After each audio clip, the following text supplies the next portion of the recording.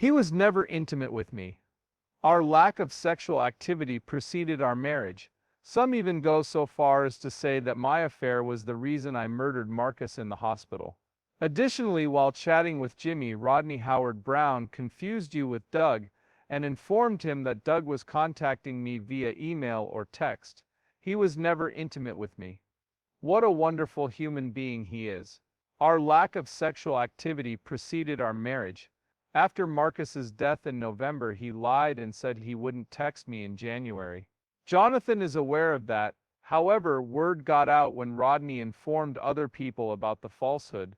For an honest and decent man like yourself, that is the damage you have done to me.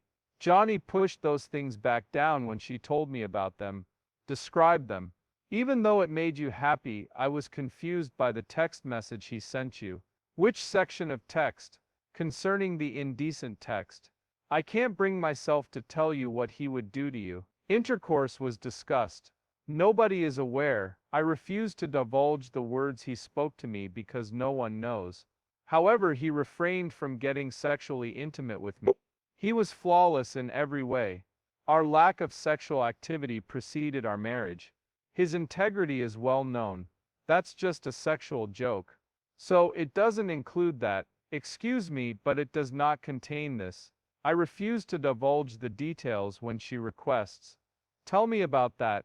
I'm becoming extremely anxious. The situation is not improving. My physical self is acting up. My panic attacks began at that time.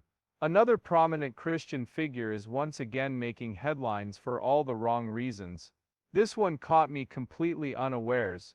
Daystar TV personality Joni Lamb recently admitted that she and Dr. Doug Weiss had adulterous conversations in private before their marriage. Excuse me, what am I doing here? We must be forthright.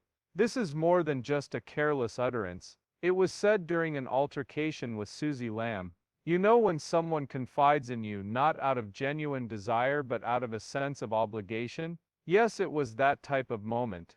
Allow me to explain. The claim that Joni is just your average Christian is false. She is a public figure and a role model for many. She speaks to millions of Christians, and she just came clean about something she would have argued was wrong for a long time if it had been someone else. The more I consider this, the worse it gets, so let's dissect it.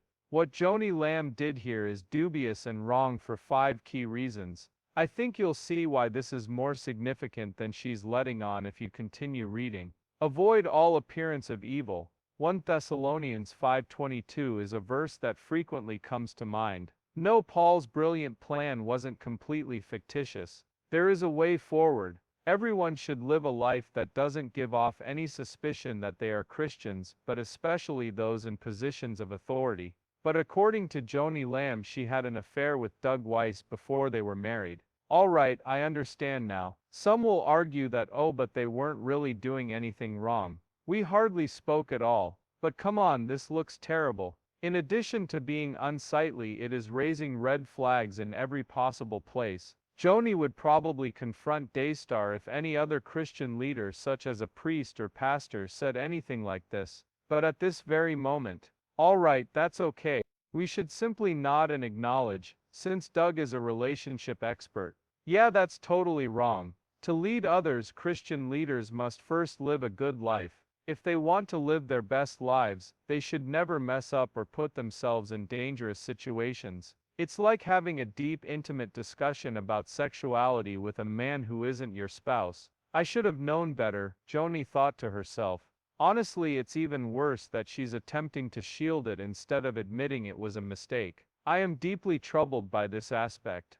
Daystar has been a pioneer in the movement to expose corrupt Christian leaders for a long time. They have no problem criticizing groups, pastors, or speakers that they believe are straying from biblical principles. But at this very moment, we shouldn't try to comprehend Joni simply because she's currently under scrutiny. Suddenly it's irrelevant. Considering that another priest had been discovered engaging in sexual relations with women prior to his marriage, how do you believe Daystar would have handled the situation? Is it likely that they would have offered them an opportunity? On the other hand, would they have publicly divorced them? Truthfully, we are already aware of the solution. Daystar gained notoriety by exposing the church's immorality. So now that the immorality has occurred in their own house, we should merely show kindness, rather than being truthful that is dishonest. This is the kind of thing that causes people to lose trust in Christian leaders. It's unclear why we're here if Joni Lamb herself is incapable of maintaining the standards she has long emphasized. Some people's reactions are already on my radar. Actually, she was completely innocent.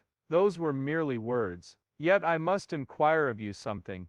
Does God's attention seem to be solely focused on our actions? In Matthew 5:28, Christ made it known, "But I tell you that anyone who looks at a woman with lustful intent has already sinned against her in their heart." So it's clear that the head, the heart, and the objectives are crucial. Joni may not have physically betrayed him, but she deceived him on an emotional and spiritual level. Consider this: she had an intimate conversation about sexuality with a man she was not married to. Why did we even bother with this? A marriage brings two people closer together on all levels, physically, emotionally, and spiritually. Furthermore, it is extremely risky to discuss personal matters prior to making a commitment. Listen, Joni has warned you to keep your heart protected. Consequently, I feel compelled to inquire where was her life wisdom. And this is the exact reason why I am so furious. She's arguing her own cause. Having a private conversation with Joni Lamb is no ordinary. She is famous and powerful, someone whom others admire and respect for creating a platform to teach Christian principles. Her words and actions have an impact on those around her,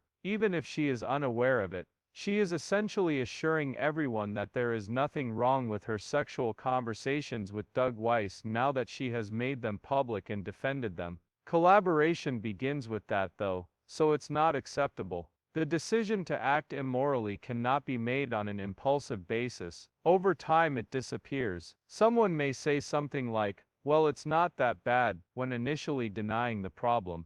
We're simply conversing. The catch is that I am not actually breaking any rules. This is just a conversation to start with.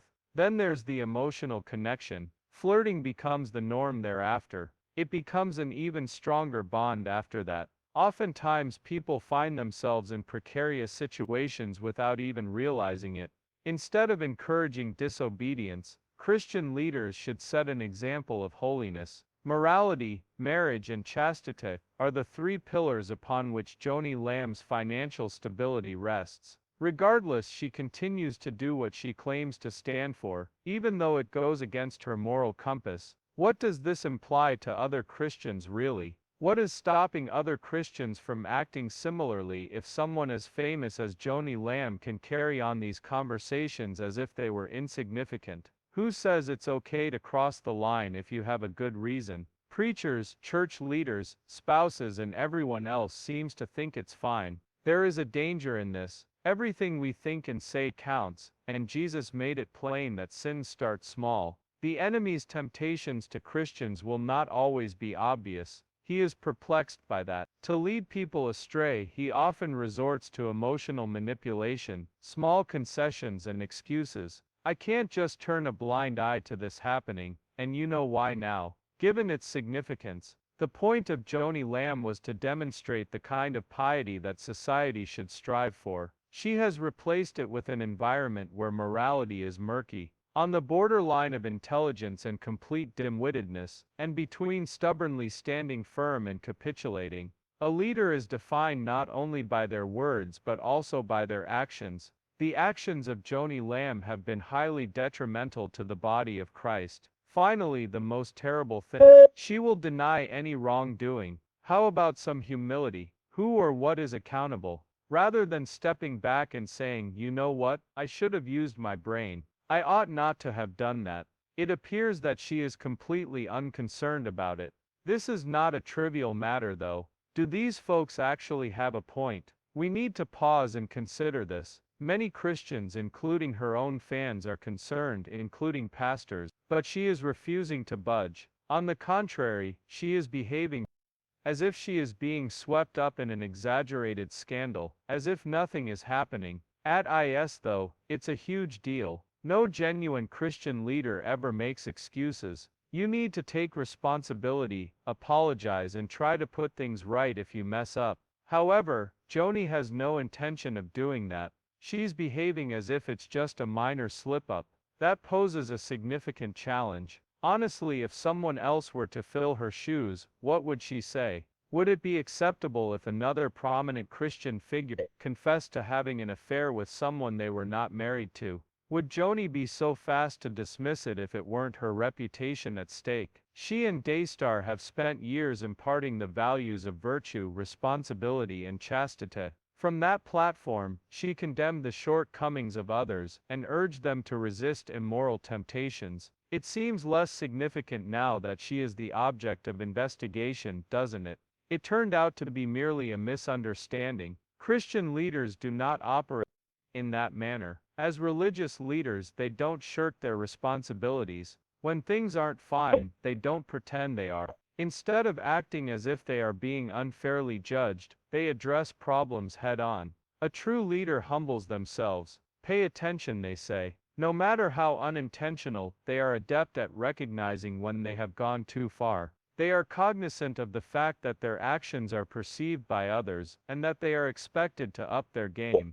This is even worse. Since she will deny responsibility, others will be led astray. Someone in her position who is morally indifferent is an exemplary role model. It sends the message to other Christians that this is acceptable behavior. It is acceptable to have controversial conversations provided there is a valid reason to do so. You are exempt from that duty. By doing so, consensus can be achieved. Time and again it occurs. Certain leaders refuse to acknowledge when they are mistaken, and hold the belief that they are immune to criticism. Who among us would choose to be dishonest over careful with our photo? Yet, let us be forthright. Embrace God with reverence. Eventually all of the preserved information will be displayed.